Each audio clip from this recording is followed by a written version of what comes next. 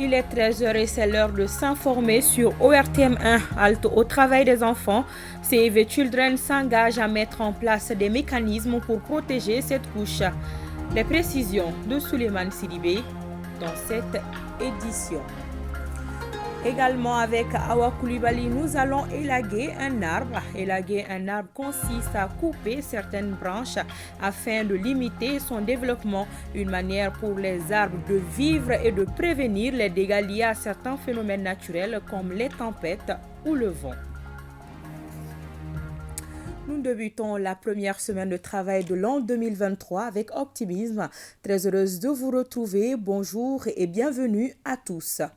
En marge de l'investiture du président Lula da Silva, le Premier ministre, accompagné du chef de la diplomatie malienne Abdoulaye Diop, a échangé avec plusieurs personnalités. Dr Shogel Kokala Maïga a notamment rencontré la présidente du Sénat de Russie, les ministres des Affaires étrangères de l'Arabie saoudite et de la Turquie. Avec toutes ces personnalités, il a été question des relations d'amitié et de coopération entre le Mali et leurs pays respectifs. Et des sujets d'intérêt commun sont essentiellement abordés par le chef du gouvernement et ses interlocuteurs. Nous allons rester au Brésil pour vous signaler que les obsèques du roi Pelé sont prévues ce mardi. Déjà hier, les premiers hommages lui ont été rendus dans certains stades. Vous aurez plus de détails sur les obsèques et le palmarès du roi Pelé dans nos éditions du soir. Voilà, ouverture à Bamako d'un atelier interministériel de lutte contre le travail des enfants. L'atelier est organisé par Save Children à travers l'alliance Tepae au Mali. Il a pour objectif de lutter contre le travail des enfants et les permettre de jouir de leurs droits à une éducation de qualité. Le reportage de Souleymane Sidibé. Pour lutter contre le travail des enfants, Save Children et ses partenaires tiennent la 4e rencontre interministérielle autour de la problématique. La rencontre vise à éliminer le travail des enfants à travers le programme Travail pas à faire des enfants TPAE, qui est l'initiative d'un consortium de 4 organisations, à savoir Save Children, l'UNICEF, SINEC et ENDA Mali. Le programme Travail pas à faire des enfants, qui évolue dans 6 pays, est mis en œuvre dans 20 communes au Mali, réparties entre les régions de Ségou et Sikasso, pour une durée de 5 ans. À travers le présent programme, nous sommes résolument engagés dans la protection et la promotion des droits de l'enfant, dont celui à une éducation de qualité. Et nous nous activons avec l'ensemble des partenaires pour continuer à leur assurer une meilleure protection et un avenir décent. Le programme est soutenu par le gouvernement du Mali. Ce projet cadre avec les engagements pris par l'État du Mali et de ses partenaires à travers la signature et la ratification d'instruments. Le Mali, dont la moitié de la population est âgée de moins de 15 ans, affiche clairement les droits de l'enfant comme une priorité politique. Il reste toutefois beaucoup à faire pour réaliser pleinement ces droits, tels améliorer l'accès à la santé, l'accès à l'éducation, réduire la pauvreté et le travail des enfants. Au cours des travaux, les résultats du projet sont présentés aux membres du cadre et les données collectées par groupe thématique sont aussi présentées. Nous restons avec Souleymane Sidibé. La Ligue des imams du Mali, l'IMAMA, veut apporter sa contribution dans la lutte contre la corruption au Mali. Elle a organisé un atelier pour la circonstance à l'intention des imams du Mali. Un atelier qui s'inscrit dans le cadre d'un partenariat entre la LIMAMA et l'OCLEI. Pour plus de précisions, écoutons Idrissa Traoré, secrétaire aux relations extérieures du Bureau national de la LIMAMA. Il est interrogé par Souleymane Sidibé. On a signé un partenariat entre nous et l'OCLEI. Donc, ils nous ont demandé de les aider à travers la corruption et l'enrichissement illicite. Tout le monde sait que le problème que notre pays a aujourd'hui, le pays là est foncé. C'est quoi? C'est faute de la corruption et l'enrichissement illicite. C'est pour cela que nous aussi on a accepté parce que c'est notre rôle. Nous on fait ça à travers la journée. Soit les presses entre Maghreb et Isha ou bien les sermons de vendredi. On fait ça chaque fois pour expliquer aux gens le rôle de l'islam et le prophète, ce que le prophète a dit et que l'islam a condamné formellement la corruption et l'enrichissement illicite. On a organisé l'atelier là pour venir expliquer aux gens qu'est-ce qu'on doit faire. Qu'est-ce qu'on doit faire? On doit, comment dire, encore attacher nos ceintures et sensibiliser la population pour éviter ou bien pour laisser définitivement ce phénomène-là. L'Agence nationale pour l'emploi, l'ANPE, dote ses chauffeurs de compétences en matière de la sécurité routière et dépannage des automobiles. La démarche intervient à travers une session de formation initiée par la structure dans le cadre du renforcement des capacités de son personnel. Mariam Koulibaly nous en dit plus. Initiée par l'Agence nationale pour l'emploi, cette formation vise à renforcer les compétences des chauffeurs de la structure dans la sécurité routière. Elle intervient après la tenue d'une première formation qui, selon les organisateurs, aurait donné un résultat favorable.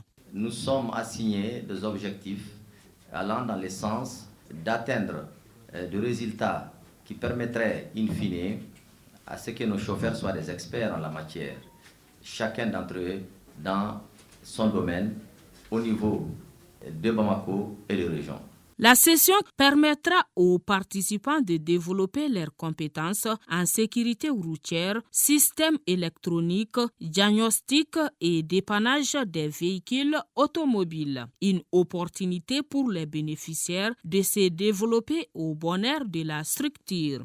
Une compétence renforcée à travers la formation est un moyen efficace pour maintenir les employés à jour des connaissances et permettre l'acquisition des compétences utiles à la réalisation d'un travail. Je salue l'initiative de la direction de l'ANPE pour avoir initié cette session de formation à l'endroit des chauffeurs qui, du reste, sont les plus oubliés en matière de renforcement de capacités pendant qu'ils jouent un rôle très important dans le dispositif de la sécurité et du fonctionnement de l'administration de façon générale.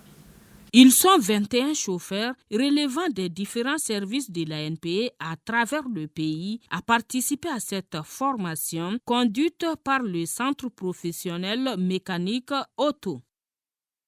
L'ONG SECO, en partenariat avec l'ONG néerlandaise Parole et Action, vient d'initier une session de validation du plan de communication du programme Benkadi, un programme dont le but s'inscrit dans un élan de sensibiliser les communautés locales à adopter les bonnes manières pour faire face au changement climatique. Le compte rendu est de Adaman Traoré. Sensibiliser et informer les groupes cibles, les paysans, les pêcheurs, les transformatrices artisanales, entre autres, à réduire la dégradation de l'écosystème et la déforestation. Tels sont les objectifs de cette session de validation du plan de communication du programme dénommé Benkadi. Une action qui vise à donner plus de visibilité au programme. En tant que conseil d'administration, notre rôle, c'est d'aider la direction de ce projet, de ce programme, auprès des partenaires, à exercer ce plaidoyer, à faire ce lobbying, à communiquer davantage avec ses partenaires pour que la visibilité et la lisibilité de ce projet puissent être faites. Ce programme Benkadi est une initiative qui devrait permettre de lutter contre l'adaptation au changement climatique en vue d'atténuer ses effets. D'ici à 2025, les communautés locales, les organisations de la société civile et les associations dans les 24 collectivités territoriales doivent participer à l'intégration du changement climatique. Une des causes, c'est surtout ce déboisement, cette déforestation excessive du peu de ressources forestières qui nous restent. Et ça, c'est le premier. Et deuxième chose, c'est améliorer les bonnes pratiques de gestion des terres pour une plus grande productivité. Arrêter avec l'extension de superficie cultivée chaque année. Le programme couvre 4 pays de l'Afrique de l'Ouest. Il s'agit de la Côte d'Ivoire, du Burkina Faso, du Bénin et du Mali.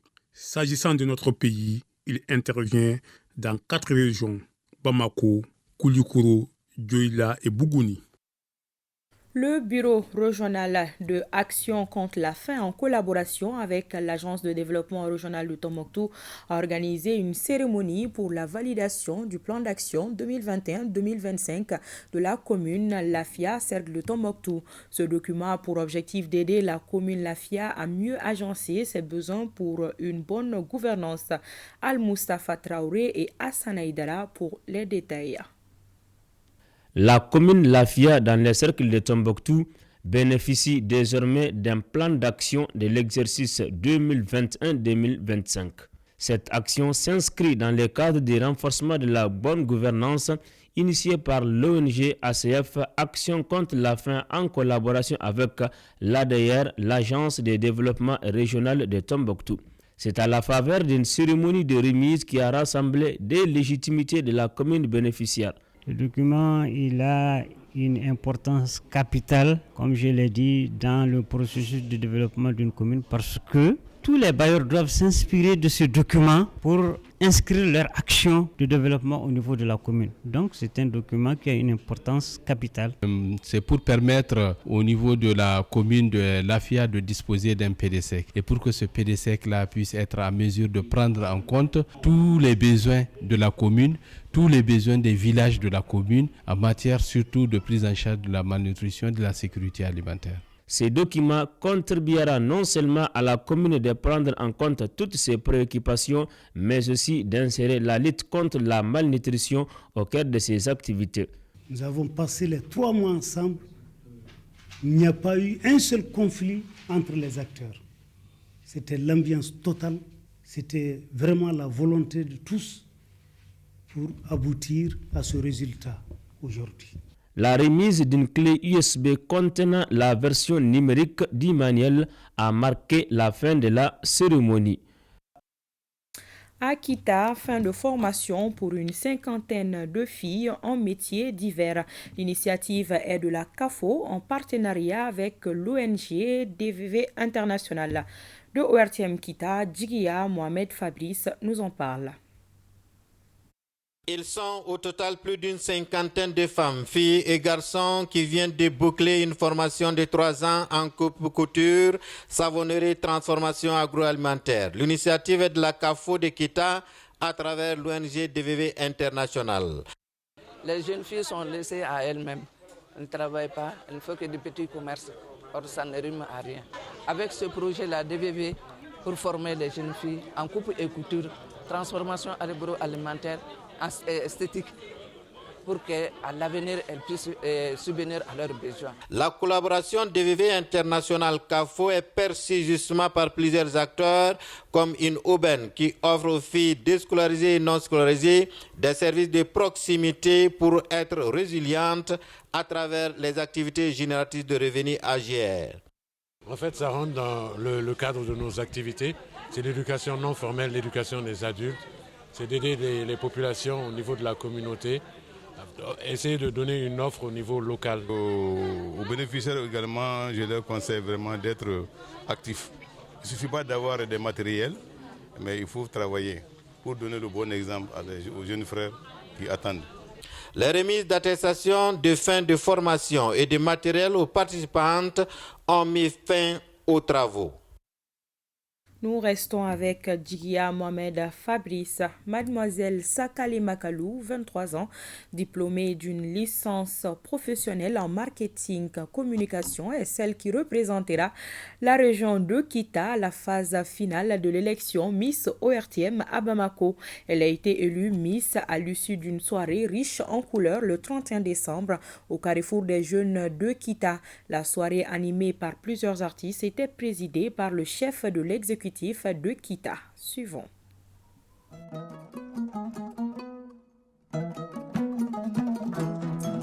Cette nuit ORTM Kita première édition, moment exceptionnel et récréatif, a été la vitrine de la culture, le brassage socio-culturel de notre jeunesse espoir de demain. Et l'ORTM Kita a décidé d'élargir cette activité à l'ensemble des communes de la région dont l'élu représentera dignement les communautés de la capitale de l'Arachide à la phase finale à Bamako. L'ORTM Kita, c'est pour rehausser la beauté de la culture malienne dans toute sa diversité. Et cela dit, nous sommes très heureux car la soirée elle a été belle et la plus belle fille a été élue au niveau de la capitale de l'Arachide sans se tromper. Nous sommes très heureux et très contents de cette soirée New-Ortiem. Je suis à la tête d'une forte délégation venant de Bamako de la part de la direction et du syndicat.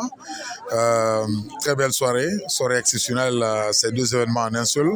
C'est d'abord le réveillon de 2023, couplé à l'élection Miss ORTM Kita, une première. Alors, chapeau bas à toute l'organisation sur le plan logistique, le contenu et tout le reste. On ne peut que féliciter le comité de l'organisation. À l'issue de cette soirée riche en son et lumière, avec une place importante pour les artistes chantant la paix pour le Mali. Mademoiselle Sakali Makalou, 23 ans, 1m75 pour 49 kg, diplômée d'une licence en marketing communication, a été élue Miss ORTM Kita première édition. Je suis vraiment impressionnée. Je remercie tous ceux qui se sont déplacés. Je remercie les personnes qui m'ont soutenue jusqu'ici, mes tantes, ma mère, ma famille, mes amis aussi. Vraiment, je vous remercie et je suis fière de tout le monde, tous ceux qui se sont présentés. Il faut reconnaître que sur les 9 candidates, les choix étaient bien difficiles. Des mots même du jury et de toute l'assistance. C'est l'occasion pour nous de féliciter toutes les candidates et ceux et celles qui se sont investis pour arriver à ce résultat.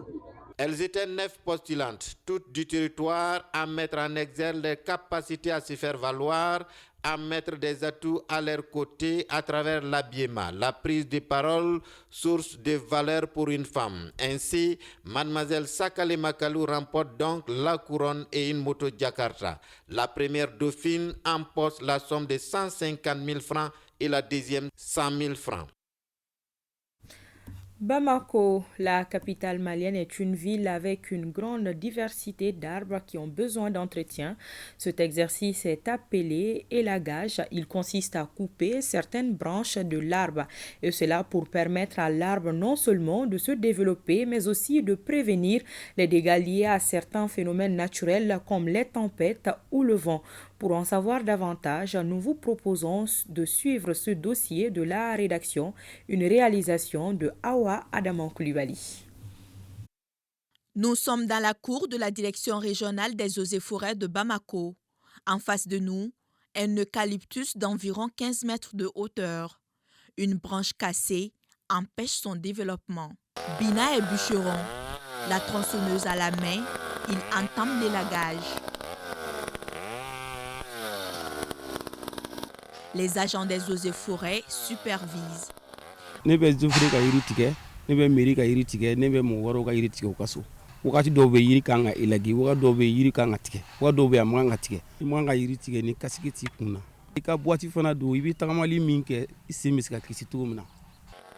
un arbre, ce n'est pas un fait du hasard. La pratique consiste à lui donner une autre image. Une raison qui justifie bien ce processus établi en la matière. Pour faire un bon élagage, vous observez l'arbre.